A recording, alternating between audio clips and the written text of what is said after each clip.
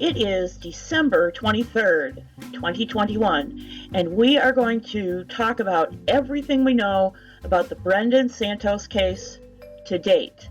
This was posted by Aunt Dawn, the family spokeswoman. She is the sister of Brendan's father.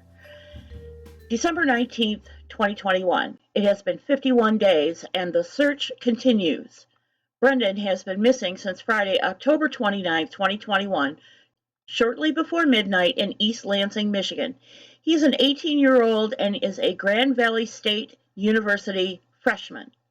Brendan traveled to Michigan State University with a group of friends from GVSU to visit another group of friends that attended MSU. He was last seen leaving Yakeley Hall by himself, and his last cellular activity was on Beale Street near Michigan Ave, not far from Yakeley Hall.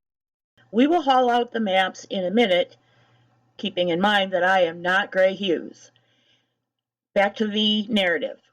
He was traveling back to the Brody neighborhood where he was staying. Brendan was messaging with friends between 11:30 and 11:45 p.m. when his phone battery died.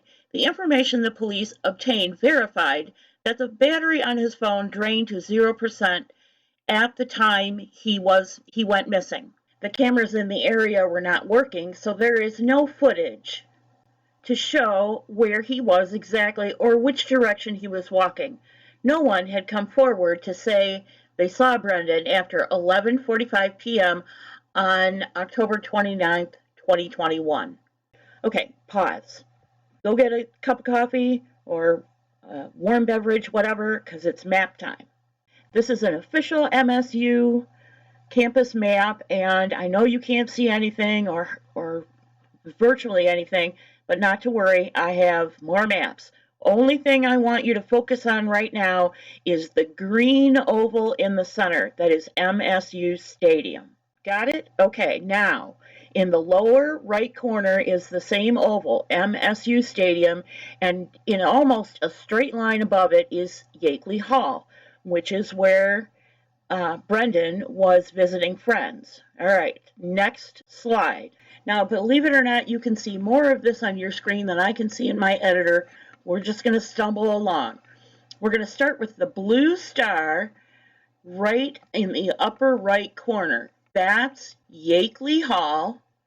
And then if you look down slightly diagonally, you'll see a big yellow circle.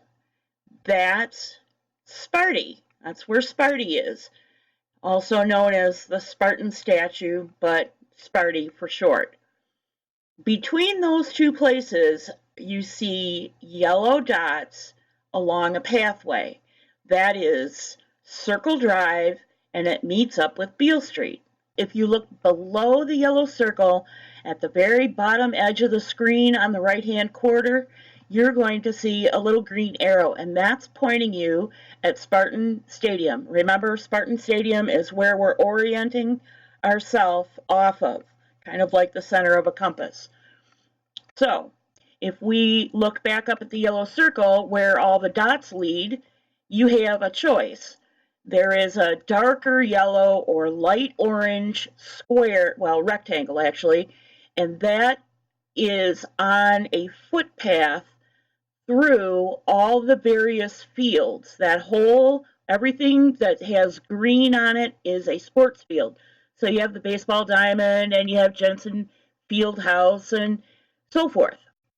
There's paths all through there.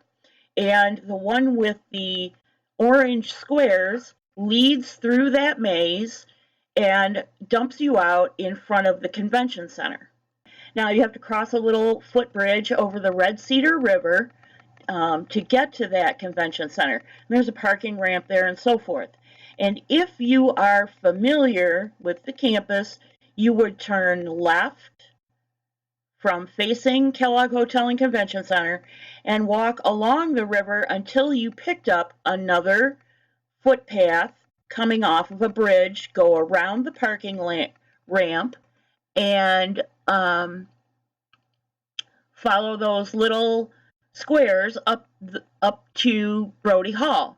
That's the Brody neighborhood that Aunt Dawn is referring to.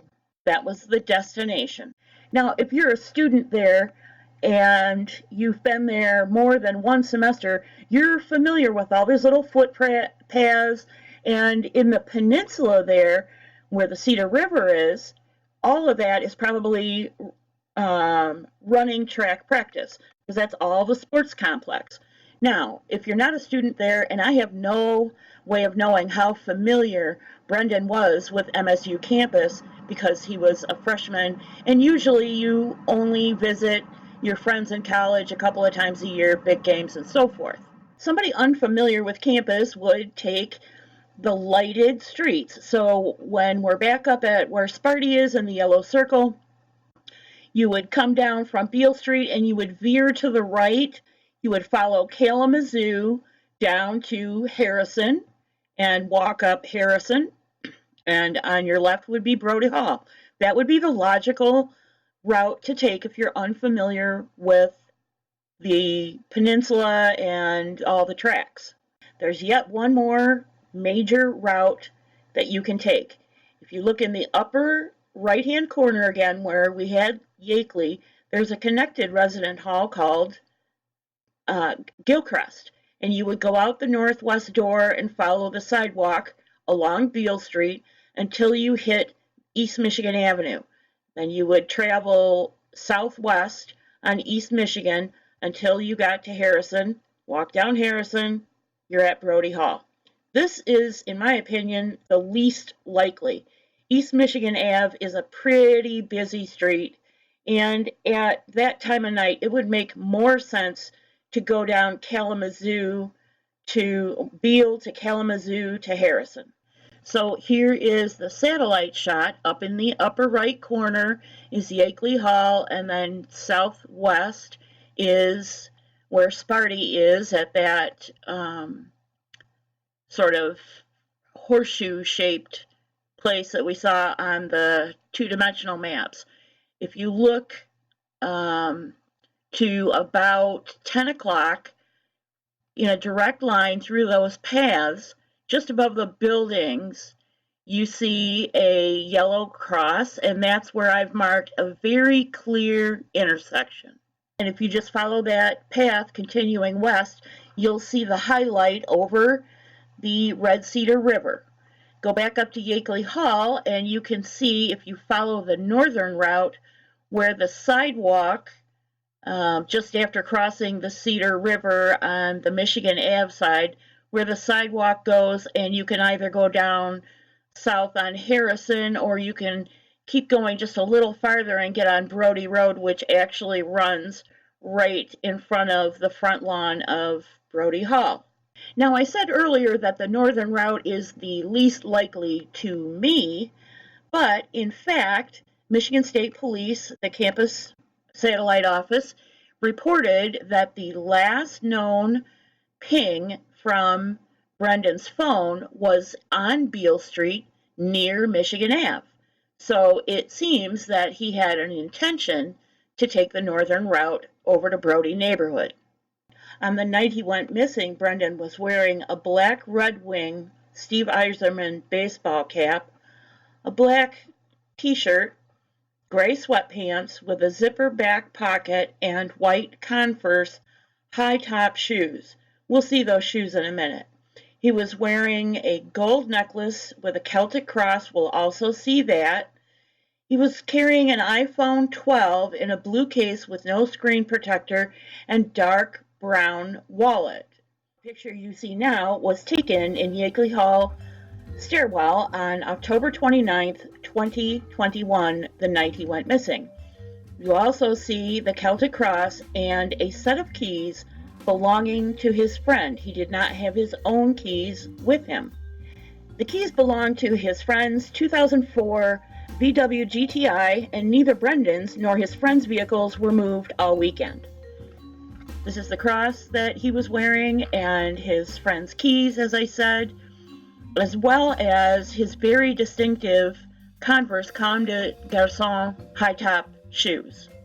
We're already at 10 minutes, so I'm going to stop this here, and do a secondary recording because Aunt Dawn has a lot more to tell us about Brendan as a person and about the night he went missing, as well as all the searches done thus far. So thank you for joining me.